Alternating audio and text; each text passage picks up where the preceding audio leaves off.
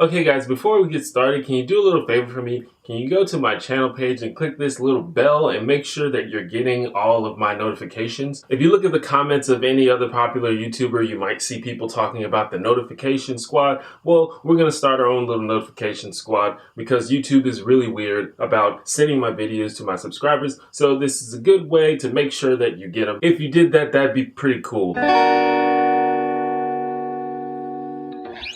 Hi, I'm T1J. Follow me. So everyone's been talking about fake news recently. To be honest, I think people are so desperate to come up with a reason for Trump's victory in the presidential election. Anything to not have to admit that Hillary Clinton or the Democrats did anything wrong. And this is probably just another one of those. But immediately after the election, all of a sudden you're hearing everyone talk about fake news and how it's this huge problem and how it might have swayed the election. And Facebook and Google must be held responsible because they haven't yet invented a technology that can determine whether something that shows up on their site is true or not. I mean, shame on them. Get on it, Mark. The most interesting thing to me is how this is being treated like it's some new phenomenon. Like anyone who's ever been to Snopes.com knows that fake news has existed since the internet has existed. In fact, fake news has been a thing since news has been a thing. But as far as I know, no other presidential election has had its outcome blamed on fake news. You can correct me if I'm wrong about that. I guess it could be argued that it's easier now to spread fake news than it's ever been. And I admit it certainly doesn't help when a false news story is the #1 result on Google or the top trending story on Facebook. And that would be kind of a problem if those false stories were handpicked by a human being and put on the top of the list. But those stories were chosen algorithmically. Do you know what that means? That means it's our fault. Those are the stories that we liked and shared and clicked and linked to the most. That's why they're at the top of the list. Regardless of how much Facebook changes their algorithm, as long as the general public is as ignorant and gullible as it is, this is always going to be an issue. And it's not really up to Zuckerberg to fix that. The way I see it, Facebook didn't cause a problem, it just shed light on an existing problem. Namely, the fact that people look to have their biases confirmed and are mostly uninterested in putting those convictions under any reasonable scrutiny. But I could have told you that about people. Fucking people are the worst. How do we define fake news, by the way? I mean, some of it is intentionally misleading for propaganda or profit reasons, that's a thing. But a lot of what gets described as fake news is quite obviously comedy or satire. The Onion is probably the most notable example of this, but there are many other satirical publications that are less well known that people may have never heard of. And some stuff, perhaps most of what gets called fake news, is not necessarily fake so much as it's exaggerated clickbait. And as an online content creator, I know a little bit about clickbait. I guess the point I'm making is for 90% of what we refer to as fake news, like if we read it and believe it, or if we just read the headline and not the article, that's us fucking up. And no one is responsible for that but us, the people who read and click on that shit. But so many people do it and have been doing it for a long time. And I think it's time for us to come to terms with the society we live in. We are easily manipulated monkeys who are more focused on emotional appeals and sensationalism than we are fact-checking and logic. And that's how it's been for a long time, far before this recent election cycle. To make everything even more silly, Hillary Clinton recently gave a speech where she implied that the government should play a part in cracking down on fake news. And we gotta calm down before this gets out of control. Whether it's comedy or propaganda or even straight up lies, the freedom of speech and the freedom of press has to be protected. Don't get me wrong, I don't think that libel and slander and threats and things like that should be permissible, but we do not need to get to a point where the government or Google gets to decide what counts as real news. That's a very dangerous precedent that is basically screaming for corruption, especially when politicians get involved. You know, they're not well known for being the most objective and honest people. We just have to get smarter as a society. We just have to oil up our bullshit detectors and be skeptical of things that sound outrageous. And we also have to be okay with being wrong. We have to accept facts once they're shown to us, even if they contradict our convictions. But before all that, we have to first value facts and evidence in the first place over sensationalism and propaganda. And I think we're struggling with that as a society right now. I think it's time for a new age of enlightenment, sort of like how thinkers in 18th century Europe opposed the anti-intellectualism and dogmatic thinking of the church. We need to find a good way to promote science and reason and evidence-based thinking in the mainstream. I mean, it's It's out there, but it's not mainstream enough. It always seems to take a back seat to emotional appeals and straight up clickbait. And this goes for people across the political spectrum. This isn't just a Trump thing. A lot of people lately have been describing this as a post-fact era, and while I don't think that this is new, I do think it's a problem, and I think it's something that we need to start taking very seriously. That's just me though.